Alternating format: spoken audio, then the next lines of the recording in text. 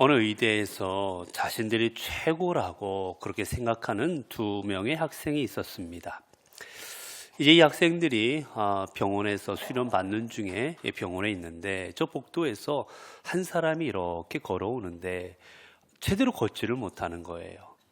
다리도 아주 꾸부정하고 허리도 꾸부정하고 얼굴은 노랗게 질려 있고 벽을 짚으면서 한 발자국 한 발자국 오는데 너무 위태롭게 걸어오고 있습니다. 그 모습을 보고 이 두 학생이 이제 내기를 합니다. 저 사람이 질병이 뭘까? 어디가 아픈 걸까? 그러자 한 학생이 이야기해요. 분명히 저 사람은 퇴행성 류마티스 관절염이다. 근데 아주 심한 거다. 그래서 못 걷고 저렇게 꾸부정한 걸 보니 못 걷는 걸 보니까 분명히 저 사람은 무릎에 퇴행성 관절염이 온 거다라고 진단을 내려요. 그 옆에 있던 또 학생은 아니다. 저렇게 질려가지고 오는 걸 보니까 허리가 못 펴는 걸 보니까 분명히 디스크다. 디스크가 터졌든지 심하든지 저 환자는 디스크 환자다. 이 두 명이 이제 무엇인가 보려고 갔어요. 가서 묻습니다. 왜 그러시냐고 그러자 이 사람 얼굴이 노래져서 묻습니다. 저기 화장실이 어디지요? 라고 물어요. 여러분, 우리는 많은 경우에 내가 생각하는 게 옳다라고 착각합니다. 내가 경험하고 내가 그리고 바라보고 있고 내가 판단하는 것들이 옳다라고 생각하는데 많은 경우 여러분 내가 생각하는 것들이 착각일 수 있다는 겁니다. 나는 맞다고 확신해요. 이거라고 확신을 해요. 하지만 아닐 수 있는 게 얼마나 많은지 모릅니다. 우리 인생에.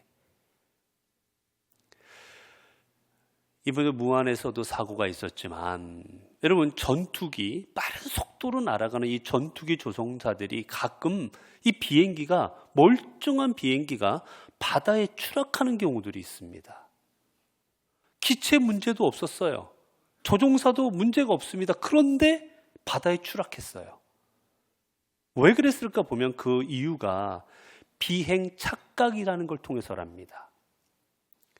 뭐냐면 이제 전투기들은 똑바로 날기도 하고 이제 거꾸로 서기도 하고 여러 모양으로 이제 급히 날아가는데 가끔은 여러분 하늘을 날다 보면 바다와 하늘이 둘 다 파래요.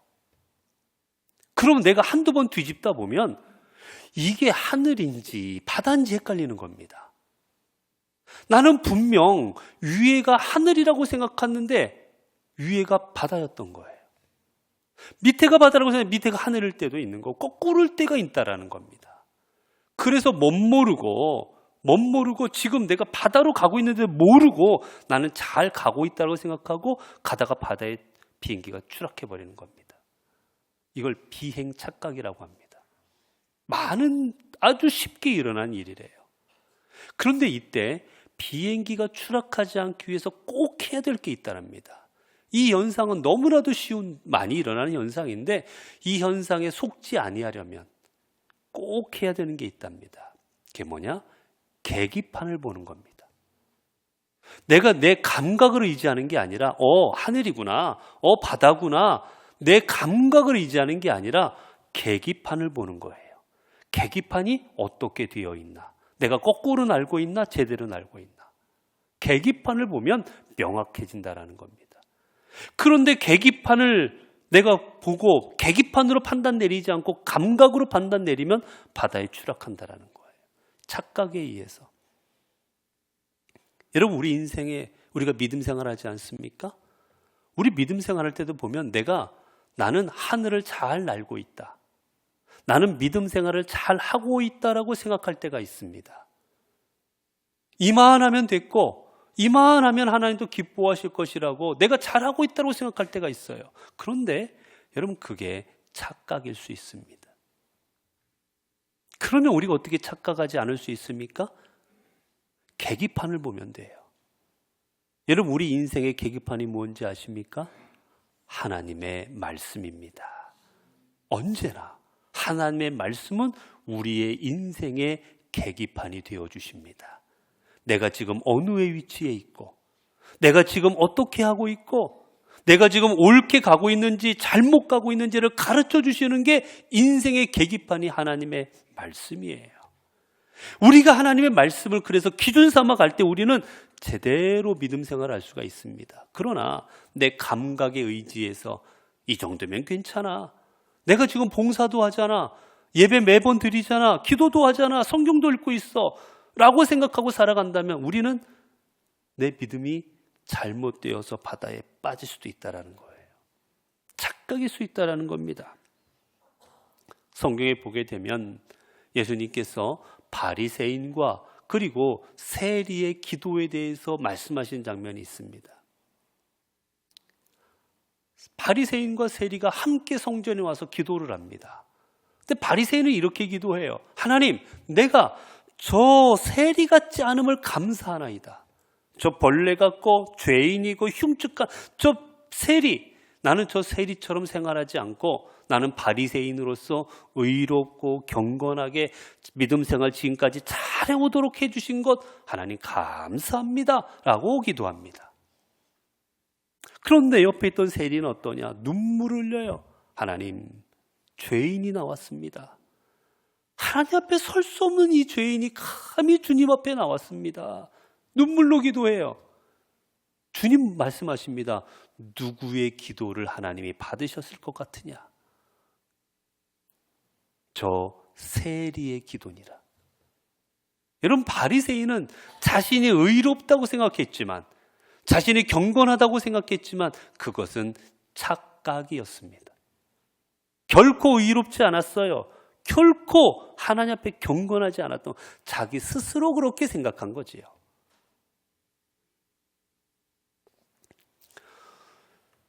여러분, 그래서 파스칼이 이런 말을 했습니다. 세상에는 두 부류의 사람이 있다.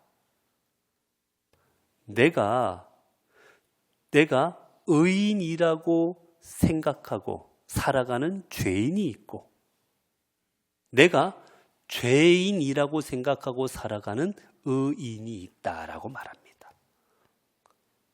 착각하지 말라라는 거예요. 여러분, 지금까지 어떻게 생활해 오셨습니까? 여러분 생각에 그래도 이만하면 됐지.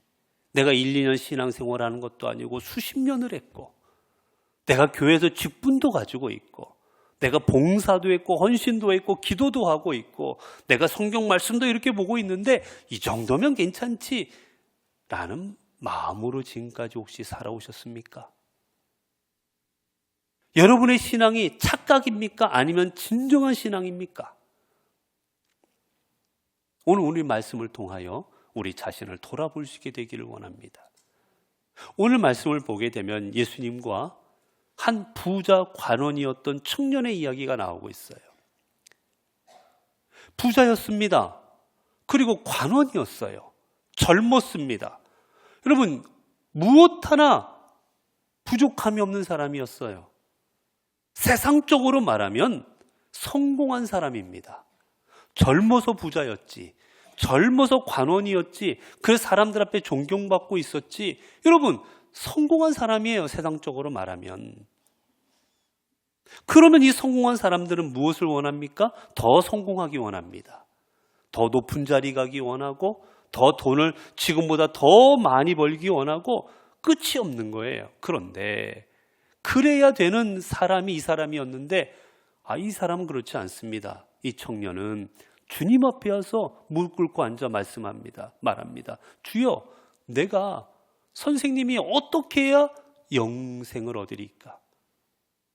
다른 사람들은 어떻게 높아질까? 어떻게 더 많이 가질까? 어떻게 더 많이 사람들이 인정받을까를 고민하고 있던 그때 이 청년은 주여, 영생을 어떻게 해야 갖겠습니까?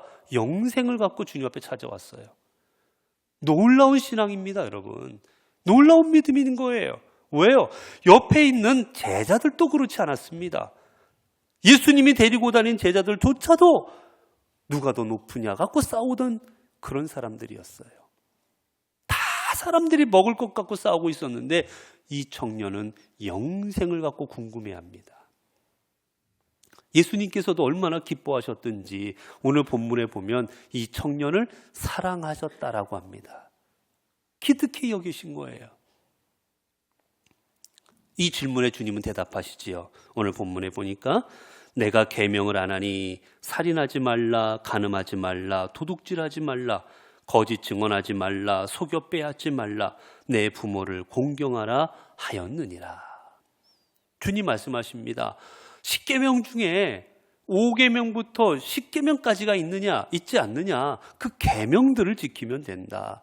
속이지 말고, 빼앗지 말고, 부모를 공경하고, 간음하지 말고, 살음하지, 이 계명을 지키면 되느냐라고 주님께서 말씀해 주세요. 그러자 이 청년이 어떡합니까? 자신 있게 말합니다.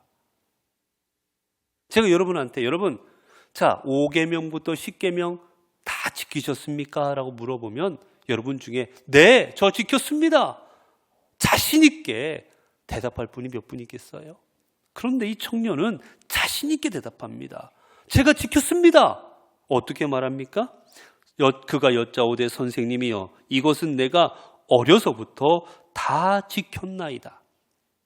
지켰나이다라는 말은 무슨 뜻이냐? 준행하다, 준수하다라는 뜻인데, 이 말은 완벽하게 행했다는 뜻이에요. 완벽하게. 하다가 조금 잘못된 게 아니라 완벽하게 행했다고 할 때 이런 말을 쓰는 겁니다. 그런데 또 뭡니까? 앞에 무슨 단어가 있어요? 다. 예수님, 제가 지금 말씀하신 이 계명들을요, 다 하나도 빠짐없이 완벽하게 지켰습니다. 라고 주님 앞에 말하는 겁니다. 조금도 주저함이 없이. 이 청년은 지금 자신만만합니다. 자신이 하나님께서 말씀하신 계명들을, 하나님의 말씀을 다 지켰다라는 거예요. 하나도 빼먹지 않았다라는 거, 빼먹는 것뿐만이 아니라 온전하게 지켰다라는 겁니다. 대충 지킨 게 아니라 자신 있게 말합니다. 그러면 주님께서 말씀하셔야지요. 아, 대단하다, 너 정말 대단하구나. 이렇게 대답하셔야 되는데 주님이 그렇게 말씀하지 아니하시고 이렇게 하십니다. 오늘 본문에 보니까 주님께서 말씀하시되 어떻게 말씀하십니까? 내게 있는 것을 가지고 가난한 사람들에게 나누어 주어라. 21절에 보니까 내게 아직도 한 가지 부족한 것이 있으니 가서 내게 있는 것을 다 팔아 가난한 사람들에게 주라. 그리하면 하늘에서 내 보화가 이 내게 있으리라. 그리고 와서 나를 따르라 하시니. 주님이 칭찬하신 게 아니라 그래. 근데 내게 가지고 있는 거 팔아서 가난한 사람들에게 나누어 주어라. 그리고 나 따르면 되겠다라고 말씀을 하십니다. 왜 주님께서 이렇게 말씀하셨을까? 여러분, 5계명에서부터 10계명까지의 이 계명, 주님께서는 우리에게 주신 10계명을 간단하게 요약하셨습니다. 1계명에서 4계명까지는 하나님과의 관계고 5계명에서 10계명까지 6계명은 사람 사이의 관계인데 이 계명을 주님께서는 간단하게 요약하셨어요. 뭐냐? 이렇게 말씀하십니다. 예수께서 이르시되 내 마음을 다하고 목숨을 다하고 뜻을 다하여 주 너희 하나님을 사랑하라 하셨으니 이것이 크고 첫째 되는 계명이요 둘째도 그와 같으니 내 이웃을 내 자신같이 사랑하라 하셨으니 이 두 계명이 온 율법과 선지자의 강령이니라. 주님 말씀하십니다. 1부터 4계명은 하나님을 마음과 뜻과 청성과 생명 다해서 사랑하는 거고 5계명부터 10계명까지는 내 이웃을 내 몸, 너의 몸처럼 그렇게 사랑하는 것이다 라고 요약해 주십니다. 여러분, 이렇게 보면 여러분, 이 청년이 5계명에서부터 10계명까지를 온전히 지킨 겁니까? 여러분, 이 청년은 이 말씀을 듣자 어떻게 해요? 근심하고 돌아갑니다. 근심하며. 내 이웃을 도와주어라. 가난한 사람들을 도와주라 하자 뭐라고 하느냐? 근심하고 돌아가요. 여러분, 생각해 보십시오. 내 이웃의 것을 탐내지 마라, 간음하지 말라, 살인하지 말라, 도둑질하지 말라. 여러분, 이걸 보면 내 이웃을 내 몸처럼 사랑한다면 내 이웃에게 거짓말할 수 있습니까? 내 이웃을 내 몸처럼 사랑한다면 내 이웃의 것을 빼앗아올 수가 있습니까? 내 이웃을 내 몸처럼 사랑하는데 그 집의 사람들과 간통할 수가 있겠습니까? 불가능한 일입니다, 여러분. 내 이웃을 사랑하지 않기 때문에 벌어지는 일들이에요. 결국 주님께서 내 이웃을 내 몸같이 사랑하는 마음으로 너희 가난한 사람들을 보살펴라고 말씀하실 때 그는 감당하지를 못합니다. 그렇다면 그는 내 이웃을 내 몸처럼 사랑하지 않고 있었던 겁니다. 그렇게 보면 그는 내가 계명을 다 지켰습니다라고 자신 있게 대답했지만 실제로는 하나님의 말씀을 지키지 않고 있던 거예요. 자신은 지킨다고 생각했지만. 여러분, 성경에서 이거를 뭐라 말하는 줄 아십니까? 자기를 속이는 거라고 해요. 그래서 성경에 그런 게 있습니다. 성경에 보면 유대인들은 하나님께서 주신 율법이 있었어요. 이 율법을 그들은 열심으로 지키고 있다고 생각했습니다. 그런데 그들이 그렇지 지키고 있는데 겉으로만 지키지 실제로는 지키지 않을 때가 많았어요. 우리가 법률도 그렇습니다. 여러분, 우리가 법은 지키고 있는 것 같지만 실제로는 안 지킬 때가 많아요. 성경에 보면 무엇이 있느냐? 하나님께서는 내 부모를 공경하라 하셨고 부모가 제대로 공경하지 않으면 율법에서 처벌받았습니다. 그래서 자녀들은 부모를 공경해야 됐어요. 먹을 것도 갖다 드려야 됐고 보살펴 드려야 됐습니다. 그런데 예외 조항이 있었어요. 뭐냐? 내가 부모님 앞에 오늘 부모님께 고기도 사다 드리고 부모님 앞에 쌀도 사다 드리고 반찬도 사다 드려야 돼요. 오늘 하려고 했는데 생각해 보니까 오늘 하나님 앞에 너무 감사한 마음이 들어요. 야, 내가 돌이켜보니까 한 해 동안 하나님이 지켜주셨는데 얼마나 감사한지 견딜 수 없습니다. 그러면 하나님 앞에 제사를 드리러 갑니다. 그때 부모에게 드리려고 했던 것을 가져다가 제사를 드릴 수가 있었어요. 그리고는 부모한테 안 줍니다. 부모가 너 왜 나 공경하지 않니? 라고 하면 저요 그거 하나님 앞에 바쳤습니다 하면 끝났습니다. 그러자 이 사람들이 어떻게 하느냐? 부모를 공경 안 합니다. 매달 보살펴 드려야 되는데 뭐 하느냐? 안 해요. 그리고 부모가 물어요. 너 왜 나 공경 안 해? 그러면 어떻게 합니까? 저 하나님 앞에 바쳤습니다. 하나님께 드렸어요. 라고 하면 끝나버렸어요. 이거를 악용합니다. 여러분, 이 사람들이 계명을 지킨 겁니까? 안 지킨 겁니까? 겉으로는 지킨 거예요. 하지만 실질적으로는 안 지킨 겁니다. 그래서 성경이 이걸 뭐라는 줄 아십니까? 야고보서 1장 22절을 보면 너희는 말씀을 행하는 자가 되고 듣기만 하여 자신을 속이는 자가 되지 말라. 성경은 뭐랍니까? 너희가 자신을 속이지 말라라는 겁니다. 자신은 알아요. 내가 어떻게 신앙생활을 속이지 말라라는 겁니다. 그런 식으로 겉으로만 하지 말라라는 거예요. 여러분, 우리가 걸어가야 될 길이 착각의 길이겠습니까? 아니면 믿음의 길이겠습니까? 하나님께서 우리에게 원하시는 길이 어떠한 길이겠습니까? 여러분, 주님께서 우리에게 원하시는 길은 무엇이냐면 다른 게 아닙니다. 하나님의 말씀을 듣고 지키고 행하는 삶인 겁니다. 그게 겉으로가 아니라 진실함으로. 성경에 말해요. 마태복음 7장 21절에 보면 나더러 주여 주여 하는 자마다 더 천국에 들어가는 것이 아니요 다만 하늘에 계신 내 아버지의 뜻대로 행하는 자라야 들어가리라. 하나님 말씀대로 살아가는 사람이 천국에 가지 주여 주여라고 아무리 외쳐도 주님께서는 받아주지 않으십니다, 여러분. 로마서 2장 13절을 보면 하나님 앞에서는 율법을 듣는 자가 의인이 아니요 오직 율법을 행하는 자라야 의롭다 하심을 얻으리니. 여러분, 진정한 믿음은 내가 말씀대로 살아가고 있다라고 착각 속에 살아가는 사람이 아니라 도리어 나는 부족합니다. 나는 연약합니다. 부족하지만 주님 말씀대로 살아가겠습니다. 내가 부족하지만 하나님 말씀을 지키겠습니다. 주님 힘을 주십시오라고 주님 앞에 나와 조금씩이라도 자신의 삶을 지키고 행하는 사람, 그 사람이 믿음의 사람인 겁니다. 여러분, 이제 어떻게 살아가시겠습니까? 여러분, 우리가 어떤 삶으로 살아가야 되겠습니까?